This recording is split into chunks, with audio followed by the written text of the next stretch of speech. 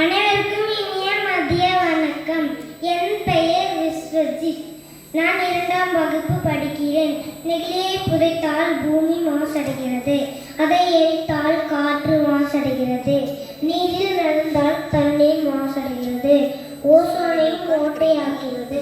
நான் இங்கே பேச எடுத்துக்கொண்ட தலைப்பு நெகிழியின் தீமைகள். பூமிக்கு அணுகுண்டால் கூட ஆபத்து வராது. நாம் பயன்படுத்தும் நெகிழி பொருட்களால் ஆபத்து உருவாகி வருகிறது. நெகிழி 1862ஆம் ஆண்டு அலெக்சாண்டர் பாக்சர் என்பவரிடம் உருவாக்கப்பட்டது. நெகிழி வணிகம், மருத்துவம், அறிவியல் என அனைத்து துறைகளிலும் மக்கள் பயன்படுத்தும் பொருட்களில் முக்கிய பங்கு வகித்து வருகிறது.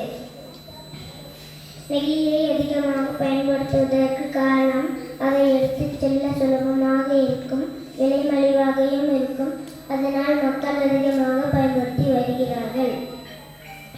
நெகிழியின் ரசாயன கழிவுகள் நீரில் கலப்பதால் நீர் மாசடைகிறது. மக்காத குப்பையாக நிலத்தில் சேர்வதால் மண் மாசடைந்து நிலத்தடி நீர் குறைந்து நீர் பஞ்சம் ஏற்படுகிறது. இதனால் பாதிப்பு நமக்கு மட்டுமல்ல, விலங்குகளுக்கும் தான்.